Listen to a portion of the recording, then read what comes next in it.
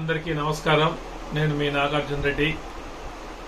ఇప్పుడు నేను చెప్పబోతున్న విషయం ఏంటంటే, ఒక రాజకీయ నాయకునిగా కాకుండా ఒక సామాజిక కార్యకర్తగా, సమాజంలో ఒక వ్యక్తిగా నేను మాట్లాడుతున్నాను. ఆంధ్రప్రదేశ్లో గత 2 సంవత్సరాల నుంచి మద్యం వేరులై పారుతా ఉంది. మరి బంగ్యాకు ఇవి కూడా ఎక్కువగా, ఎందుకంటే యువత అనేది ఈరోజు మద్యానికి బానిసలై మరి వాళ్ళు చేస్తున్నటువంటి యాక్సిడెంట్లు, వాళ్ళు చేస్తున్నటువంటి అసాంఘిక కార్యక్రమాలు, వాళ్ళు డబ్బులు లేకపోతే తల్లిదండ్రులను చావకొట్టడము, ఏదో దొంగతనంగా తీసుకుపోవడము, ఇలా నిత్యం చూస్తూ ఉన్నాం. మరి గతంలో మాదిరిగా కాకుండా ఒక కుటుంబానికి 5 మంది 10 మంది కాకుండా ఒకరు లేక 2 పిల్లలు మాత్రమే ఉంటున్నారు ప్రతి కుటుంబానికి. వాళ్ళ తల్లిదండ్రులు ఎంతో కష్టపడి పెంచి పెద్ద చేసి డిగ్రీ గాని ఇంకా ఎక్కువ చదివించి వాళ్ళు ప్రయోజకులైతారు, వాళ్ళ కాళ్ళ మీద వాళ్ళు నిలబడి వాళ్ళు మళ్ళీ తల్లిదండ్రులకు సహకరిస్తారని చెప్పే ఉద్దేశంతో వాళ్ళు పెంచితే, ఈ మధ్యకాలంలో మోటార్ సైకిల్ యాక్సిడెంట్లు చాలా ఎక్కువ అయిపోయాయి. మోటార్ సైకిల్లే గుద్దుకోవడం అంటే ఎన్ని తాగి మద్యం సేవించి బంగాకు సేవించి మత్తులో వీళ్ళు ఏం చేస్తున్నామా అనేది కూడా తెలియకుండా, మరి అదేవిధంగా ఈతకు పోయి ఈతలో ప్రమాదవశాత్తు ఈ మద్యం మత్తులో చనిపోవడం, ఇవన్నీ నిత్యం చూస్తూ ఉన్నాం. మరి ప్రియాంక అనే అమ్మాయిని నిన్న కాక మొన్న మద్యం సేవించి కారుతో, ఆమె డాక్టరు చదువుతా ఉంది, ఆ అమ్మాయిని కారు ఎక్కించి ఎనికి ముందుకు కూడా తిప్పడం, వాళ్ళు మద్యం సేవించి పూర్తి స్థాయిలో ఆ విధంగా ఉన్నారు. మరి గత ప్రభుత్వంలో జగన్మోహన్ రెడ్డి గారు ముఖ్యమంత్రి అయిన తర్వాత ఆయన అధికారంలోకి వచ్చేటప్పటికి కేవలం 4,380 షాపులు ఆ రోజు అధికారంలోకి వచ్చేటప్పటికి ఉన్నాయి.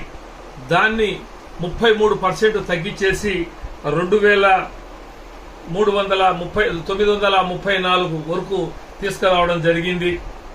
అది ప్రభుత్వం ద్వారా నడిపించడము. ఉదయం 10 గంటల నుంచి రాత్రి 9 గంటల వరకు మాత్రమే అవి ఉండేవి. మద్యం ధర పెంచినా తాగే వాళ్ళ సంఖ్య తగ్గుతుంది, తక్కువ తాగుతారు, ఆరోగ్యం చెడిపోకుండా ఉంటుందని చెప్పేసి ఆనాటి ముఖ్యమంత్రి జగన్మోహన్ రెడ్డి గారు తెలియజేయడం జరిగింది. మరి ఈనాడు కూటమి ప్రభుత్వం అధికారం వచ్చిన తర్వాత, చంద్రబాబు గారు ముఖ్యమంత్రి అయిన తర్వాత రాష్ట్రంలో గతంలో కంటే కూడా గత ప్రభుత్వంలో 20,000 రూపాయలు వార్షిక ఆదాయం మద్యం మీద వస్తే, ఇప్పుడు ఈ ప్రభుత్వం వచ్చిన తర్వాత వార్షిక ఆదాయం మద్యం పైన 30,000 కోట్ల రూపాయల పైగా ఇప్పుడు రావడం జరుగుతూ ఉంది. నేను చెప్పేదేమంటే, దీంట్లో ప్రతి కుటుంబంలో ఉన్నారు. దీన్ని 3 భాగాలుగా విభజించవచ్చు. తాగుడు బోతులు అన్న పదానికి నేను చెప్తున్నది ఏమంటే, ప్రతి కుటుంబంలో తాగే వాళ్ళు ఉన్నారు. కానీ దీన్ని 3 విభాగాలుగా నా అంచనా ప్రకారం నేను చేస్తున్నా. ఒకటి, ఫంక్షన్లలోనో స్నేహితులతో ఎప్పుడో ఒకసారి కలిసి తాగేవాళ్ళు, అది వేరు. మరి కొంతమంది పనికి పోయి సాయంత్రానికి ఇంటికి వచ్చే వాళ్ళు, ఏదో కొద్దిగా మంది వేసుకొని ఇంటికి వచ్చి గమ్ముకుంటే వాళ్ళు ఒక రకమైతే, నిత్యం దానికి బానిసై 24 గంటలు మద్యం సేవిస్తే కానీ వాళ్లకు మనసు ఉండే పరిస్థితి లేదు. వాళ్ళు ఇంటి దగ్గరకు వచ్చి వాళ్ళ తల్లిదండ్రులు కొట్టి, వాళ్లకు కొంతమందిని చంపి, ఫంక్షన్ వస్తే అవ్వాతాతల దగ్గరికి పోయి వాళ్ళను కొట్టి చాలా మందిని చంపి కూడా చేసుకోవడం జరుగుతూ ఉంది. ఇదంతా చూస్తూ ఉంటే రాబోయే రోజుల్లో ఈ సమాజం ఏ విధంగా మారబోతా ఉంది. ఈ తాగుడుబోతుల సంఖ్య ఎక్కువగా పెరిగిపోతా ఉంది. ఏదో జల్సాకు కొద్దిగా తాగినా అది వేరు విషయం, కానీ దానిపైనే నిత్యం చేస్తూ ఎన్నో కుటుంబాలు, ఈ రోజు ప్రభుత్వాలు ఎన్ని సంక్షేమ పథకాలు ఇచ్చినా, ఎన్ని చేసినా కూడా అవన్నీ నీరుగారిపోతా ఉన్నాయి. కాబట్టి గతంలో సంక్షేమ పథకాలన్నీ ఇచ్చినా కూడా ఆనాడు ప్రతిపక్షాలు విమర్శిస్తూ ఉన్నాయి. పథకాలన్నీ మీరు ఇస్తున్నారు, దానివల్లనే తాగుతున్నారు, విచ్చలవిడిగా చేస్తున్నారని చెప్పేసి.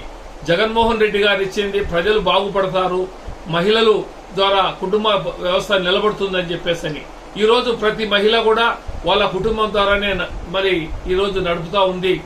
కానీ ఈ ప్రభుత్వం వచ్చిన తర్వాత మద్యం దుకాణాలైతే ఎక్కడ పడితే ఎక్కడ మరి బెల్ట్ షాపులు విపరీతంగా, మరి అదే విధంగా కూలింగ్ షాపులు అయితేనేమి, దాబాలలో అయితేనేమి, హోటళ్లలో అయితేనేమి, హైవే రోడ్లలో అయితేనేమి, ఇవి తాగి వాళ్ళు మద్యం సేవించి వాళ్ళు ఎదుటివారు ఎంత జాగ్రత్తగా వచ్చినా వాళ్ళను కొట్టి వాళ్ళ పాలనలు గాలిలో కలిసిపోయే పరిస్థితి కనపడతా ఉంది. నేను చెప్తున్నాను, ఇది ఒక మేధావిగా అందరూ కూడా మేధావులు ఆలోచించండి. నేను మరి ముఖ్యంగా మహిళలకు చెప్తున్నా, గతంలో మహిళా ఉద్యమం వచ్చింది. ఈ బెల్ట్ షాపులన్నీ మూతపరిసేదానికి ఆ రోజు కంకణం కట్టుకుని మహిళలే ముందుకు రావడం జరిగింది. మళ్లీ మహిళలే ముందుకు రండి, మీకు మేము కూడా సపోర్ట్ ఉంటాం. ఖచ్చితంగా ఈ ఎవరైతే ఈ రోజు పరిస్థితి ఎంత దారుణంగా ఉందో చూస్తూ ఉంటే చాలా పరిస్థితి దారుణంగా ఉంది. 25 ఏళ్ల పిల్లకాయ, నాకు తెలిసినటువంటి వాళ్ళ తండ్రికి 2 కొడుకులు. ఒకడు పెళ్లి చేసుకుని పిల్లాన్ని వదిలేసి వారికి లివర్, కిడ్నీ అన్ని చెడిపోయినాయి. 2% వచ్చింది బ్లడ్. వాడిని మళ్ళీ ఏదో విధంగా బ్రతికించుకునే దానికి తీసుకొని రక్తం ఎక్కించి తీసుకొస్తే మళ్ళీ వాడు తాగడం మొదలు పెట్టాడు. మరి వాళ్ళన్నా కూడా వారికి 3 పిల్లలు. వాడు కూడా తాగి పిల్లాన్ని కొట్టి వాడిని కూడా పిల్లలను తరిమేసి ఇంట్లో ఉన్నటువంటి వస్తువులు కూడా వాడి మందు కోసం 3,000 రూపాయల మంచం అయితే అది 250కి అమ్మడం జరిగింది. కాబట్టి ఇటువంటి కళ్ళ ముందర ఎన్నో చూస్తూ ఉన్నాం. కాబట్టి మద్యం గురించి నేను ప్రతి ఒక్కరికి రిక్వెస్ట్ చేస్తున్నా. ఈ రోజు వచ్చేసి తెలుగుదేశం ప్రభుత్వం అధికారంలోకి వచ్చిన తర్వాత మద్యం షాపుల సంఖ్య మరి 4,376 పెరిగాయి. మరి అదే విధంగా బెల్ట్ షాపుల సంఖ్య ఇంకా ఎక్కువ ఉన్నాయి. కాబట్టి దీంట్ల మీద కట్టడి చేసి మన ప్రభుత్వం ద్వారా ఎన్ని పథకాలు ఇచ్చినా కూడా అవి సఫలీకృతం కావాలంటే మద్యం కంట్రోల్ చేస్తే గాని కాదు.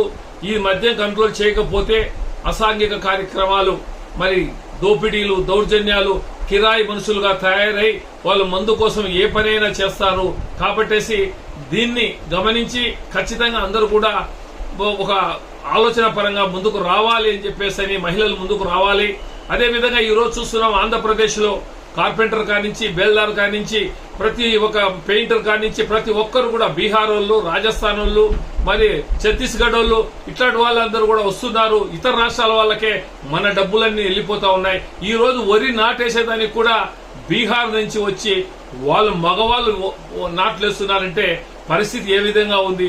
ఈ రోజు ఒక చిన్న రైతు కూడా పై మనిషిని చూసుకోవాలంటే వాళ్ళకి ఉదయము సాయంత్రము, మధ్యాహ్నము సాయంత్రము 2 బాటలు మందిస్తే గాని వాళ్ళు పనికొచ్చే పరిస్థితి కనపడడం లేదని రైతులు చెప్తా ఉన్నారు.